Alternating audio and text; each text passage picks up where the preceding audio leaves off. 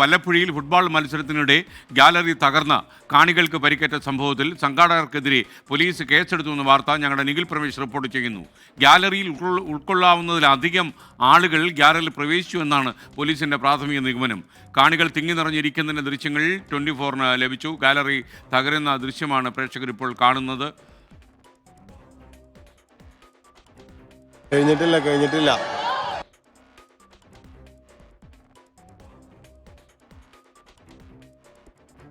ഇത്രയധികം ആളുകൾ ഈ വല്ലപ്പുഴയിലെ ഗാലറിയിൽ തിങ്ങി നിറഞ്ഞിരിക്കുമ്പോഴാണ് ഈ അപകടം ഉണ്ടായത്. അതിനൊരു നിയന്ത്രണമില്ലായിരുന്നു. അതുകൊണ്ടാണ് സംഘാടകർക്കെതിരെ കേസെടുത്തിരിക്കുന്നത്. ഇതാണ് ഈ ഗാലറി പൊളിയുന്ന ദൃശ്യങ്ങൾ പ്രേക്ഷകർ കണ്ടല്ലോ. നിഖിൽ പ്രവേശിച്ചിരുന്നു. നിഖിൽ, യഥാർത്ഥത്തിൽ ഇത്രയധികം ആളുകളായി ഈ ഗാലറിയിൽ, ഈ അത്രയും സുരക്ഷിതമല്ലാത്തൊരു ഗാലറിയിൽ കയറി പറ്റിയാൽ അപകടം വരുമെന്ന കാര്യം സംഘാടകർ ആലോചിച്ചില്ല.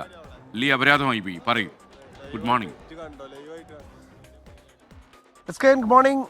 ഇത് സെവൻസ് ഫുട്ബോൾ മത്സരത്തിന്റെ ഫൈനലായിരുന്നു. സ്വാഭാവികമായിട്ട് പട്ടാമ്പിയിൽ ഇങ്ങനെ ഒരു മത്സരം നടക്കുമ്പോൾ പലയിടങ്ങളിൽ നിന്ന്, മലപ്പുറത്തു നിന്നും കോഴിക്കോട് നിന്നൊക്കെ മത്സരം കാണാൻ കാണികൾ എത്തുമായിരുന്നു. അങ്ങനെ ഒരുപാടധികം കാണികൾ എത്തിയപ്പോഴാണ് ഇത്തരത്തിലുള്ള ഒരു വലിയ അപകടമുണ്ടായതും.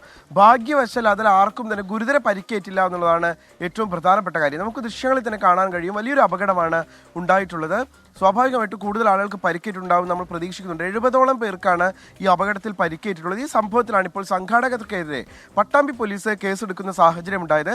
താങ്ങാവുന്നതിലും കൂടുതൽ ആളുകളെ ഗാലറിയിൽ പ്രവേശിപ്പിച്ചു എന്നുള്ളതാണ് അവർക്കെതിരെ കേസെടുക്കുന്ന ഒരു സാഹചര്യം ഉണ്ടായത്.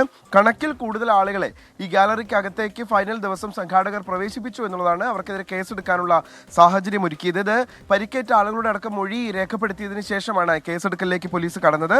ഒരാളുടെ നട്ടലിന് ഗുരുതര പരിക്കേറ്റിട്ടുണ്ട്, ഒരാളുടെ ഇടത് കാലിനും പൊട്ടലേറ്റിട്ടുണ്ട്. ഇത് ഒഴിച്ചു നിർത്തിയാൽ മറ്റ് പരിക്കുകളെല്ലാം തന്നെ നിസ്സാര പരിക്കുകളാണ് എന്നുള്ളത് ആശ്വാസകരമായിട്ടുള്ള കാര്യമാണ്.